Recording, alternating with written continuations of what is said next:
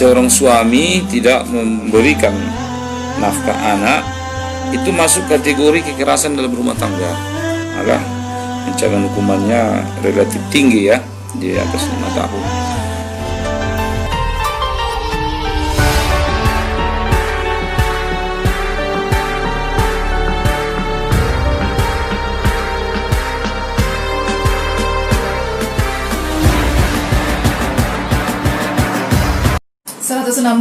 Kes FM, inspirasi Anda sahabat Kes, masih bersama Fitri Eliza yang bertugas menemani aktivitas Anda di malam hari ini.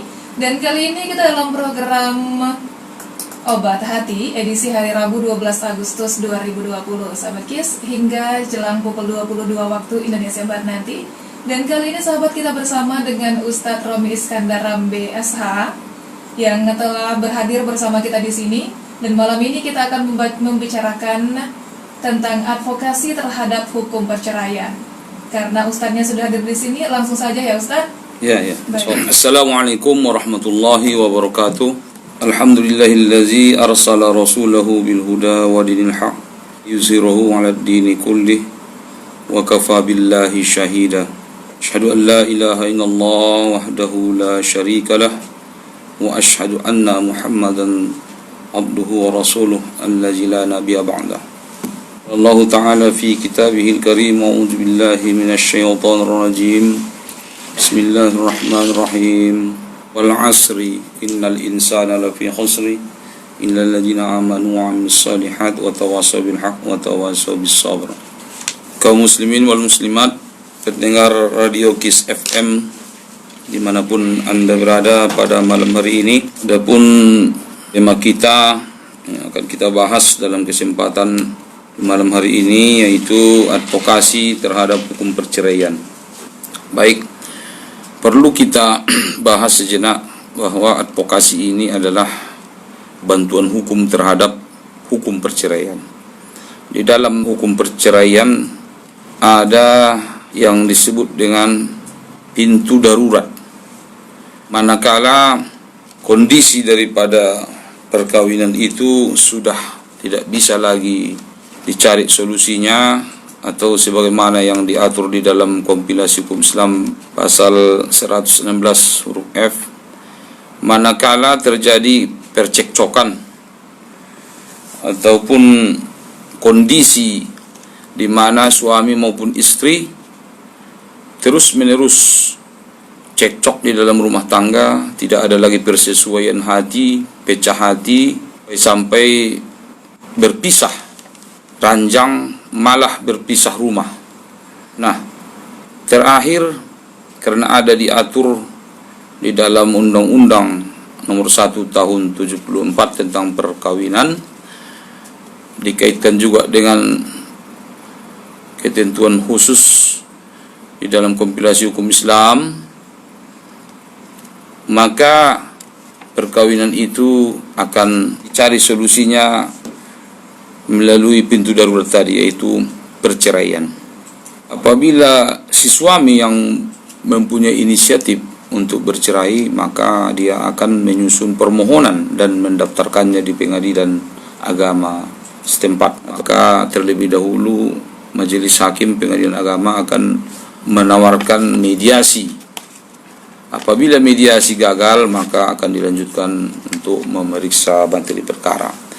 Nah, di dalam pemeriksaan perkara, maka si suami akan disuruh untuk membuktikan sejauh mana permohonannya untuk minta izin mentolak, tolak satu raj'i namanya, terhadap istrinya. Apabila si suami telah berhasil membuktikan alasan-alasannya untuk meminta izin perceraian, maka dikabulkanlah oleh hakim. Nah, sejak saat itulah jatuh talak satu. Kemudian sebaliknya, istri juga berhak untuk mengajukan gugatan. Manakala istri rasakan adanya ketidakharmonisan atau adanya ketidakadilan suami, ataupun suami menzolimi istrinya, sebagaimana yang di belakangan ini, di mana kalau kita periksa mana lebih banyak, istri yang menggugat suami ataupun suami yang mengajukan permohonan cerai kepada pengadilan agama, maka rata-rata di Indonesia adalah istri yang mengajukan gugatan cerai. Ini bisa kita buktikan, bisa kita survei setiap pengadilan agama yang ada di Indonesia ini, khususnya di pengadilan agama Kota Padang Sidimpuan. Kalau kami biasa bersidang di sana, kami periksa register perkara, frekuensinya itu lebih banyak istri yang menggugat suami. Nah, para pendengar KIS FM dimanapun Anda berada yang dirahmati Allah, sebagaimana di dalam Al-Quran surah Al-Mujadilah ayat 1, Allah berfirman, A'udzubillahi minasyaitonirrajim, Bismillahirrahmanirrahim. Qad sami'allahu qawlan lati tujadiluka fi zawjiha wa tashtaki ila Allah. Wallahu yasma'u tahawurakuma innallaha sami'un basir.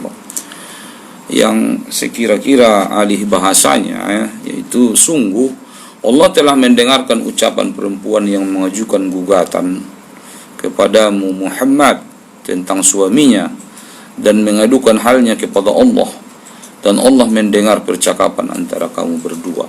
Sesungguhnya Allah Maha mendengar, Maha melihat. Nah, inilah dasar hukumnya istri ataupun wanita yang bersuami menggugat suaminya, yaitu di zaman Rasul ada seorang wanita yang menggugat suaminya. Dia mengajukan gugatannya kepada Rasulullah, dan sebelum diperiksa dan diadili oleh Rasulullah, maka turunlah ayat pertama di dalam surah Al-Mujadilah ini, dan seterusnya pada saat sampai sekarang diangkatlah di dalam sebuah kompilasi hukum Islam bahwasanya istri berhak menggugat suaminya. Kalau dia inisiatif perkara perceraian itu berasal dari istri yang menggugat suaminya, maka putusannya nanti akan berakhir dengan mengabulkan bain sukro, namanya tolak bain. Itu berbeda dengan tolak satu raj'i. Kalau si istri yang menggugat kemudian dikabulkan oleh pengadilan agama, itu namanya biasanya kita mengenal dengan istilah pasak. Nah, itu tidak bisa dirujuk kecuali hanya menikah kembali. Kemudian banyak kita dapatkan di tengah-tengah masyarakat, banyak sekali alasan-alasan atau faktor-faktor penyebab terjadinya keretakan ataupun perceraian di dalam rumah tangga, yaitu yang pertama faktor kerendahan pengamalan agama. Itu faktor ini mencapai 50%, itu yang menyebabkan terjadinya perceraian. Kemudian ada lagi faktor ekonomi, faktor narkoba dan lain-lain sebagainya. Ini kalau boleh kita periksa di pengadilan agama, minimal 10 faktor yang besar yang menyebabkan terjadinya perkara perceraian itu sendiri. Nah, inilah yang bisa sebagai pengantar kita sampaikan dulu. Mudah-mudahan nanti ada yang perlu kita diskusikan pada malam hari ini. Mudah-mudahan insyaallah dapat kami berikan solusi ataupun respon jawabannya. Dari Siti Rahma di Unte Manis nih, Ustaz. Ya. Pertanyaannya, apakah bisa terjadi perceraian jika salah satu pihak bersikeras tidak mau bercerai, Ustaz? Hukum di pengadilan agama tadi kan sudah dijelaskan bahwa ada dua pihak yang berhak untuk menginisiatif ataupun mengangkat rencana perceraian ke pengadilan agama.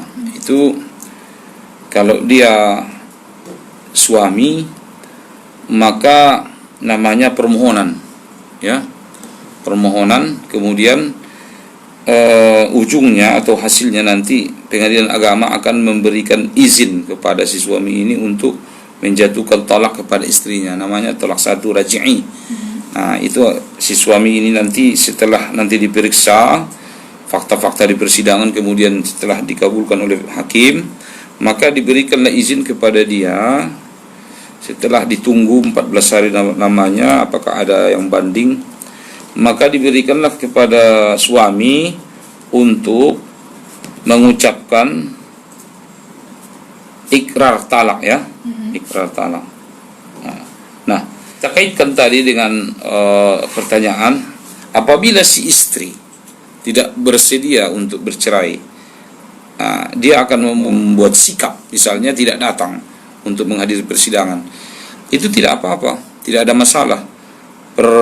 Persidangan dilanjutkan terus setelah dia dipanggil dengan beberapa panggilan yang patut, maka pihak hakim pengadilan agama meneruskan perkara, memeriksa materi perkara setelah si pemohon tadi atau si suami tadi membuktikan alasan-alasan dia, ya kan? Maka pada akhirnya proses perkara itu akan diberikan oleh hakim kepada si pemohon tadi untuk mengucapkan ikrar.